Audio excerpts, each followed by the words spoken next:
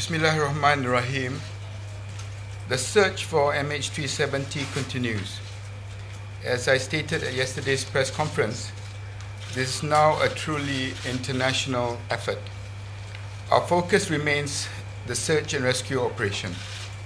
We are working on narrowing the search corridor by firstly gathering satellite information, secondly analyzing radar data, thirdly increasing air and surface assets, and fourthly increasing the number of technical experts.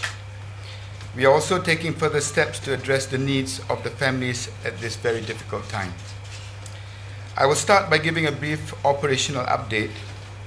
And as we have said, the search for MH370 involves diplomatic, technical, and logistical challenges.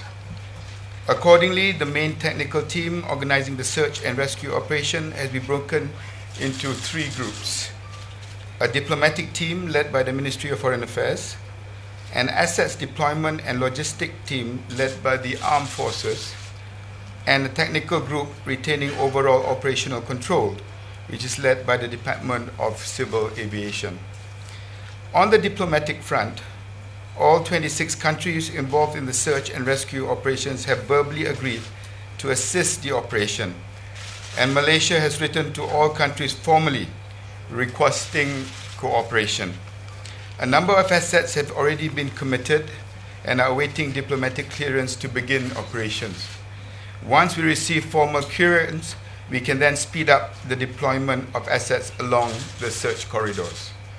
As I stated yesterday, although the search is still coordinated by Malaysia, our partners are increasingly taking the lead in their own territory and in agreed search sectors.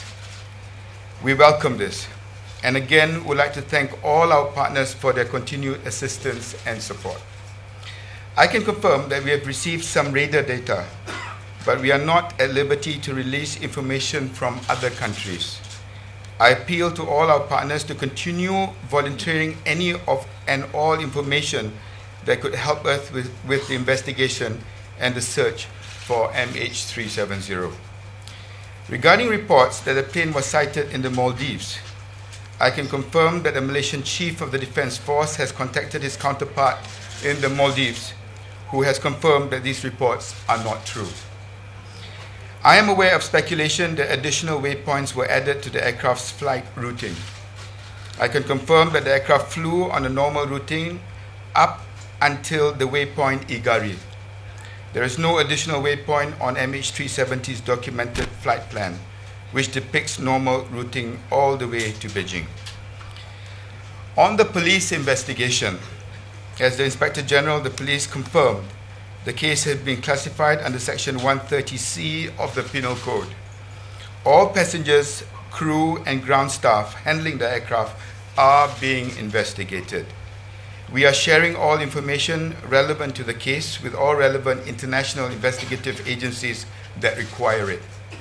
We have received passengers' background checks from all countries apart from Ukraine and Russia, both of which had nationals on board. So far, no information of significance on any passengers has been found.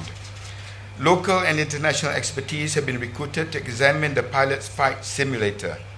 Some data has been deleted from the simulator, and forensic work to retrieve this data is ongoing. I would like to take this opportunity to state that the passengers, the pilots, and the crew remain innocent until proven otherwise. For the sake of their families, I ask that we refrain from any unnecessary speculation that might make an already difficult time even harder. I would like to announce that in addition to the team that is already on the ground, Malaysia is currently assembling a high-level team that will immediately travel to Beijing. The team will give briefings and updates to the next of kin on the latest situation on the search and rescue plans.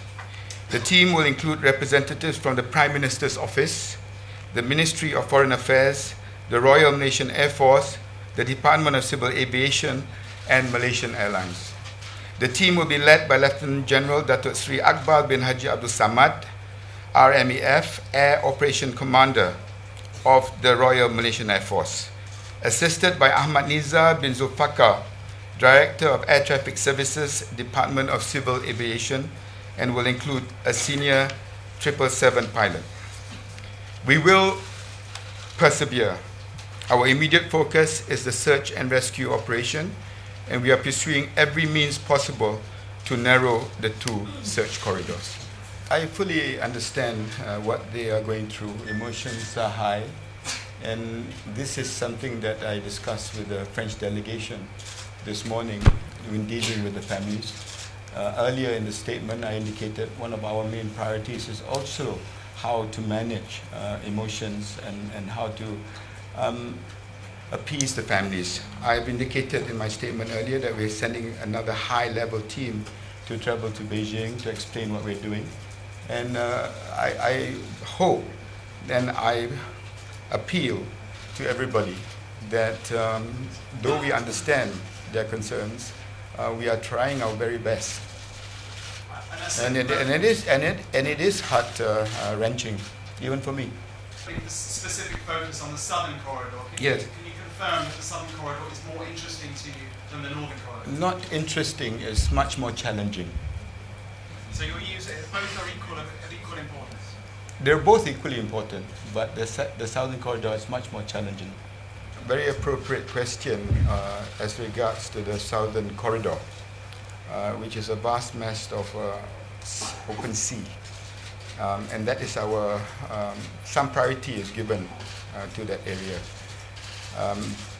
This morning, I spoke to Admiral Locklear of PACOM in trying to identify equipment that would assist us in locating a possibility of a black box, if that is the focus. And the French experts that I spoke to earlier this afternoon, in looking for the black box, which took them 2 years, in the Atlantic, the equipment that they used. We are now identifying the assets, but as far as primary radar is concerned, there are only 2 countries in the southern corridor that can assist us. That is Indonesia and Australia.